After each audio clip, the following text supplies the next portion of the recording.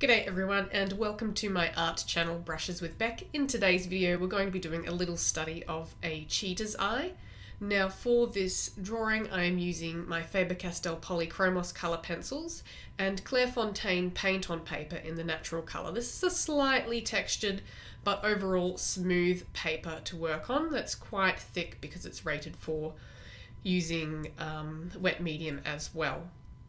So for me with eyes, I know a lot of people love to start with the pupil, but I tend to avoid that and I much prefer to start with the iris itself and slowly build up colour. So here in this drawing you can see me building in a lot of different colours here, some orange tones, some tans, yellow ochres, browns, and slowly working in that colour there. I'm also using some light blue, I believe that's a sky blue, and like a warm grey one, just to get in some of the brighter areas in the eye, along with a purple tone in an area that's brighter but also in shadow. There's this sort of subtle purple tone on the eye there, and I'm just working through this and really slowly just building up those layers to create depth of colour in this eye. So I haven't gone in really strong all at once with a particular colour.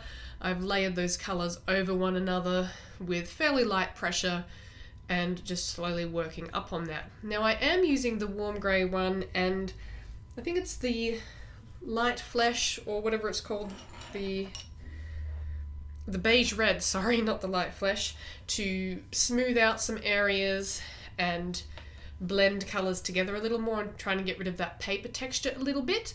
But I'm pressing reasonably firmly, but not so hard that I'm completely getting rid of that paper texture so I can't layer over the top. So once I've laid in most of the colour and detail in the iris, you can see I'm going in to the pupil and mapping that out, mapping in the highlights in the eye because I want to make sure I don't lose those, and then working in some darks around that. I believe I started with a dark sepia and add a little bit of purple and black and building that up.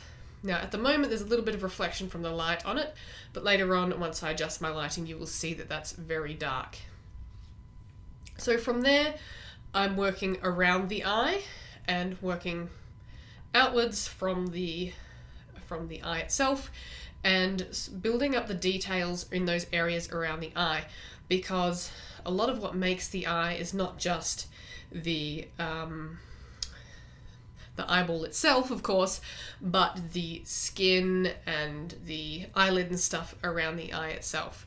And as you can see, my cat Jasper wanted to join in for this one.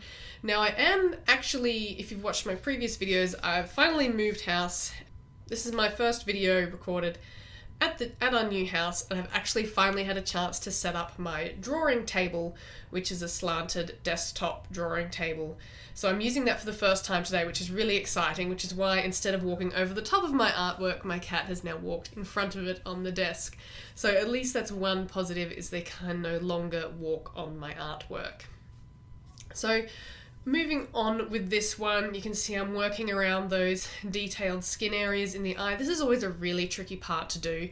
You have to pay really close attention to your reference photo and map those in as accurately as possible. Make sure sometimes it's difficult to make sure that the highlights are actually dark enough, if that makes sense, because they're in quite heavy shadow a lot of the time. They're not going to be really, really bright. And mine might actually be a little bit on the bright side in this piece, but I did tone them down a little bit, but perhaps not enough. From there, I'm moving on to just a little area of fur around the eye that joins onto the eyelid. I wasn't going to do the whole sort of square section of fur around the eye, but I wanted to finish off sort of the eye itself with the eyelids. So from there, I'm working around and slowly building up colour again, using different colour tones, smoothing them out with my greys, and then going over and adding in a little bit of fur detail afterwards.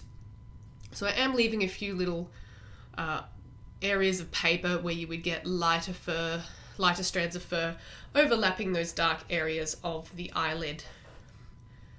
Now I found this process actually really, really therapeutic, really enjoyable. I find this sort of thing a really detailed study to be a lot of fun to do, and it's really sort of therapeutic and easy to get lost in. So as long as you pay really close attention to your reference photo, that is absolutely vital in a piece like this, because you really need to make sure of where your highlights are and where your shadows are and where those little changes happen, little subtle details, and just subtle changes in color tone and depth and contrast in the surface of the eye, so you can get it looking like a round eye. So that's it from me for this video. I do hope you've enjoyed it and like the finished product.